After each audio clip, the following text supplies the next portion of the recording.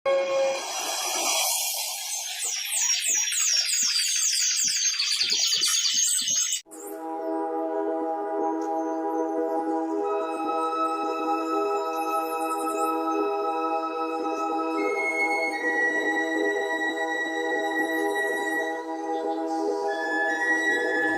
इसमें मैं क्या कर सकती हूँ?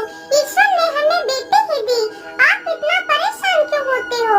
यदि ईश्वर ने चाहा तो हमें पुत्र भी मिल जाएगा। लेकिन चंदा, मैं इसे अपना बेटी नहीं मानता। मैंने तो एक पुत्र ही तो मांगा था तुझसे, लेकिन तूने मुझे एक पुत्र भी नहीं दे पाया। और हाँ, मैं जंगल में मिट्टी खोदने के लिए जा रहा हूँ, तो जल्दी से टोकरी लेकर जंगल पहुँच जाना। और यदि जरा सा भी देरी हुई तो मैं तेरी चमड़ी खींच लूंगा। इतना कहकर कुम्हार अपनी पत्नी पर चिल्लाने लगता है। बेचारी कुम्हार की पत्नी चुपचाप खड़े होकर उसकी सारी बातें सुनती रहती है। नहीं नहीं जी, आप चलिए, मैं आपके पीछे पीछे आती हूँ। इतना सुनकर कुम्हार अपना फावड़ा उठाता है और जंगल की तरफ निकल पड़ता है।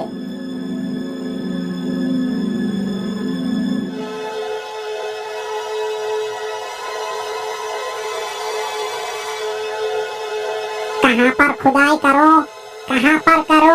हाँ हाँ, ये जगह ठीक रहेगी। इतना सोचकर वह कुम्हार वहीं पर मिट्टी खोदने लगता है। कुम्हार की पत्नी एक हाथ से अपनी बेटी को उठाती है और दूसरे हाथ से टोकरी को उठाकर अपने सिर पर रखती है और जंगल की तरफ निकल पड़ती है।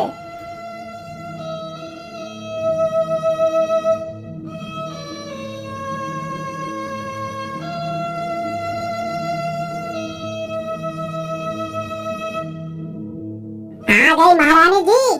मुझे तो लगा था कि तुझे आने में बहुत देर हो जाएगी, लेकिन तू तो समय से पहले ही आ गई। चलो अच्छी बात है, चल अब जल्दी से मिट्टी को टोकरी में भर।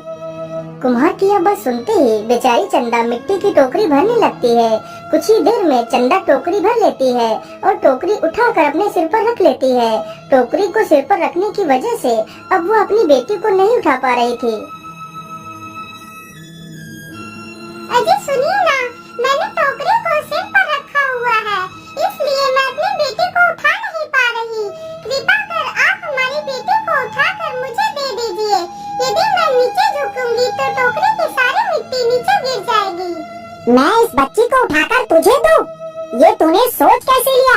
मैं इस जन्म में तो क्या, आने वाले अगले जन्म में भी इसे छूऊंगा तक नहीं।